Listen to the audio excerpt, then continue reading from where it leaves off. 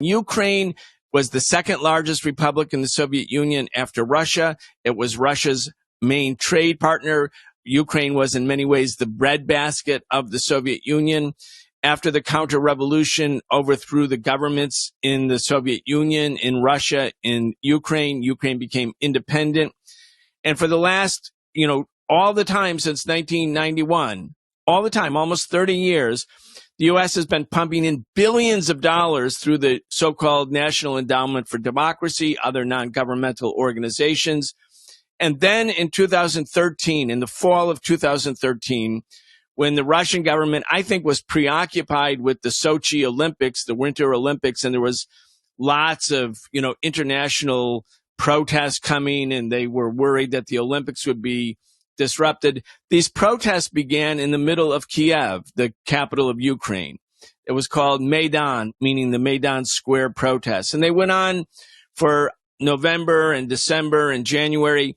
And then in early February, mid-February, really, a deal was struck between the opposition forces to the Yanukovych government, who were pro-European, pro-EU, pro-NATO, and the Yanukovych government, which was a government that wasn't pro-Russian but sought neutrality between East and West and vowed that Ukraine would never become a part of NATO.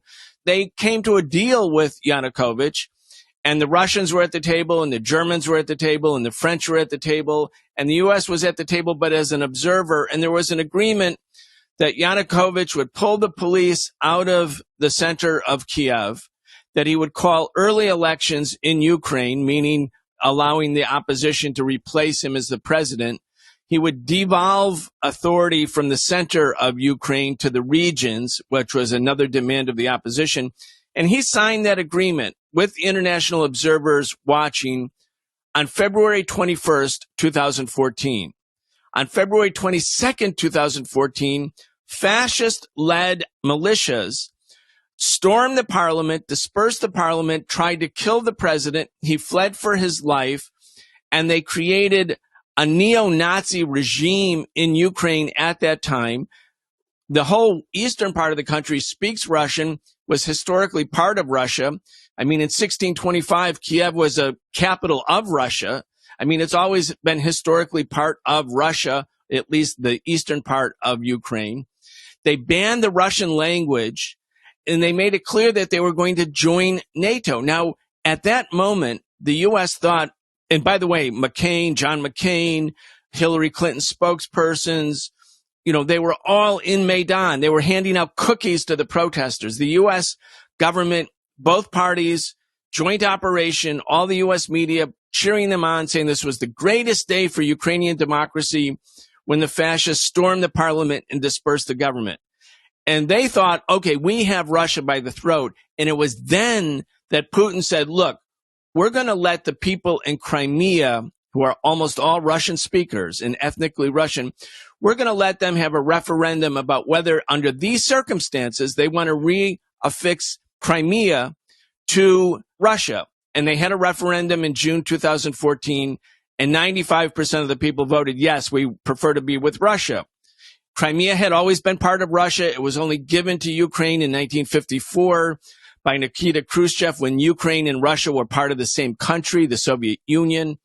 And so when Putin did that, the United States accused Russia of seizing Ukraine because that referendum took place in Crimea where the people voted to associate with Russia rather than Ukraine. The other part of that equation that's very important for people who don't know enough about this situation to understand is Crimea was the most important naval base for the Soviet Union. And after the Soviet Union collapsed, after the Soviet Federation or Union broke up, there was an agreement between the Ukrainian, now independent Ukrainian government and the Russian government that the Black Sea Fleet, the Russian Black Sea Naval Base, the largest military installation that Russia has, would remain part of Russia, even though Crimea was technically a part of Ukraine. So when the U.S.-led fascist coup d'etat took place, Vladimir Putin realized that the Russian primary biggest military base, the largest naval base, would now become a NATO base with nuclear missiles pointed at Russia. That was too much. And so then, and only then, did Russia go forward and allow this referendum to take place. And since then, the United States and all of the politicians and the media have labeled Putin to be and Russia to be the aggressor. But that's the actual context. And so Russia now feels that Ukraine, which was the exact, planes through which Hitler invaded the Soviet Union in June 1941, what Putin is saying is, this is a red line for us. We are not going to allow Ukraine, formerly our biggest ally, the second biggest republic in the Soviet Union, to be used by NATO to prepare for an invasion of Russia. That's not going to happen. That's why we are now at the verge of a major power conflict between the U.S. and Russia. And the reason I wanted to give a little bit of this history is that the American people don't know about it.